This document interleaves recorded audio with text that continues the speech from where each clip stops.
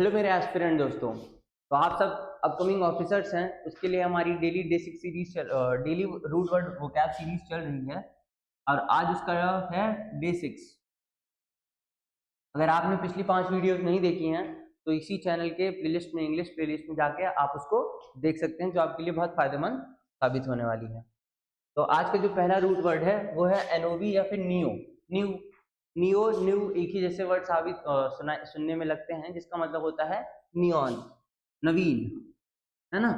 New, novice, N O V N O V N O V N U N U N O V N O V N O V, इनका मतलब हमेशा ही होगा क्या, नवीन या फिर नया, कुछ भी नया। जैसे कि नोवाइस, नोवाइस का मतलब होता है नौसिखा, जो किसी भी काम में नया हो। when who is something when who is new to something, beginner आदमी को क्या कहते हैं, नोवाइस कहते हैं। तो दूसरा शब्द होने वाला है वो होने वाला है नोवेल। नोवेल का मतलब एक तरीके से बुक को भी कहा जाता है, उपन्यासों को भी नोवेल कहा जाता है, लेकिन नोवेल का मतलब होता है नया, वो नोवेल होता है। एक होता है नोबल, नोबल का मतलब होता है उच्च लोग, और ये वाला है अपना नोबल। आज का जो तीसरा वर्ड है वो है नोवेलिटी। ये नोवेल से ही बढ़ के बना है।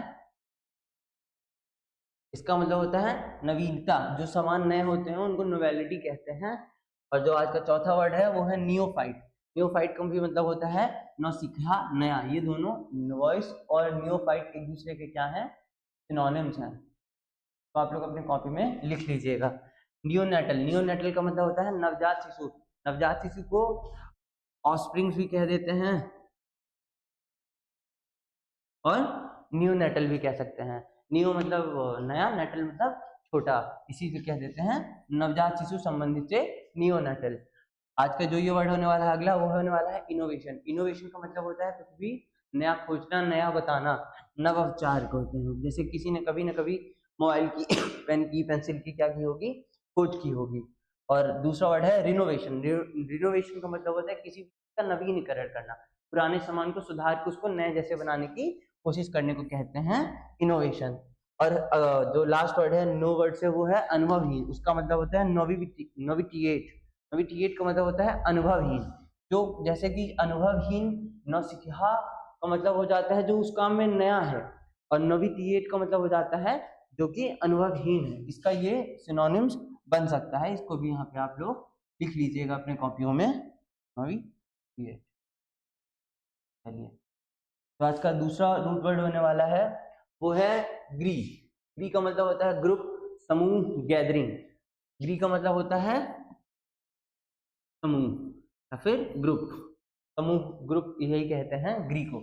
इसमें भी ग्री है, इसमें भी ग्री है, इसमें भी ग्री है, इसमें भी ग्री है, इसमें भी ग्री है। इस रूट वर्ड की सीरीज में हमने जो सबसे जरूरी चीज सीखी है कि जहां पे भी रूट वर्ड दिखेगा का मतलब यही है कि वो उसी से निकलेगा। अगर आपको मतलब याद हो या ना हो, उसका मतलब हमेशा ही उसी रूट वर्ड से होगा। जैसे इसका ग्री है तो इसका मतलब हमेशा समूह से ही होगा। तो पहला वर्ड है वो है ग्रेगेरियस। ग्रेगेरियस का मतलब होता है जो लोगों के समूह से, लोगों से मिलने के लिए बहुत ही उत्सुक रहता है। जो कैसा है, फ्रेंडली है, सोशिएबल है, तो सामाजिक है, वो लोगों से मिलना बहुत पसंद करता है। तो दूसरा वर्ड है वो है कॉन्ग्रीगेशन। कॉन्ग्रीगेशन एक ऐसा वर्ड है जो रिलीजियस पर्पज के लिए यूज होता है। तो कई बार हम इकट्ठा होते हैं भगवान की प्रार्थना के लिए, या फिर इसी तरीके से जो क्रिश्चियंस इकट्ठा होते हैं चर्च में, तो वो क्या करते हैं, कॉन्ग्रीगेशन करते हैं जीसस के सामने। तो आज का तीसरा वर्ड है इसी रूट वर्ड से, वो है एग्रीगीजियस। एग्री एग्रीगीजियस, एग्रीगीजियस का मतलब होता है अत्यंत बुरा, बहुत ही खराब, उस ग्रुप में सबसे खराब। जैसे कभी कभी ऐसा होता है कि एक ग्रुप में सबसे खराब दिखने वाला होता है, या फिर एक ही ग्रुप में सबसे खराब बोलने वाला होता है, तो उसको कैसे डिफरेंशिएट करते हैं, उसको एग्रीजियस कहते हैं। चौथा वर्ड है वो है सेग्रीगेट का। सेग्रीगेट का मतलब होता है अलग करना।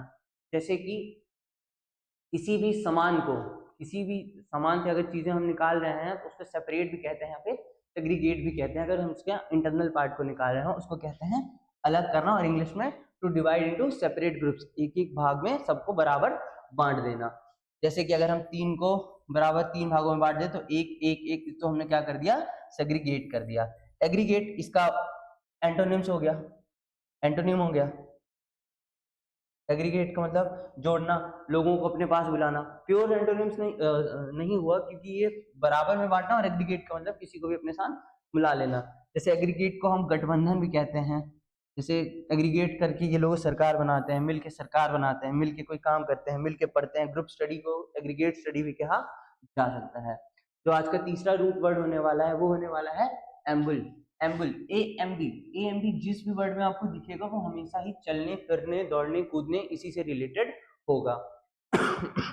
आज का जो पहला रूट वर्ड से ये वर्ड है, तीसरे रूट वर्ड से जो पहला आज वर्ड है वो है एम्बुलेंट। एम्बुलेंट का मतलब होता है चलने फिरने योग। जैसे कि सारे लोग कैसे हैं, एम्बुलेंट है, वो एबल टू वॉक है, one who is able to walk and not confined to bed.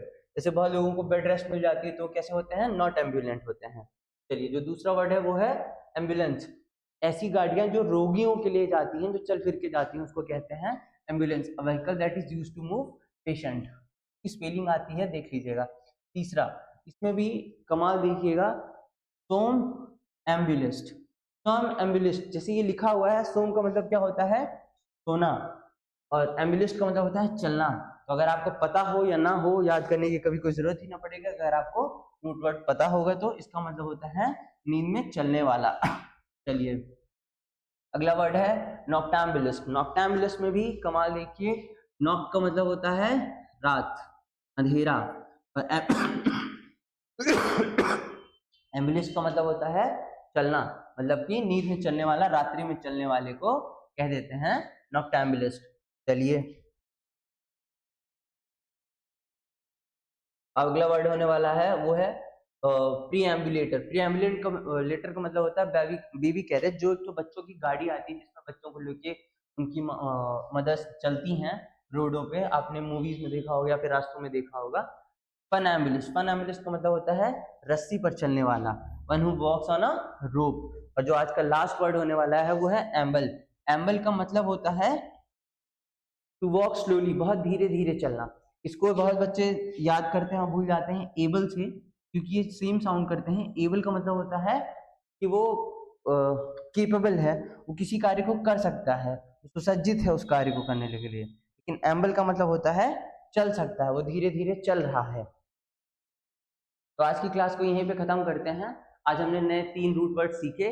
मैं उम्मीद करता हूँ कि आप सब लोग इस सीरीज के साथ बने रहेंगे और अपनी वोकैबुलरी को इम्प्रूव करेंगे। Thank you so much for watching and please like and subscribe if you like our video. Thank you so much.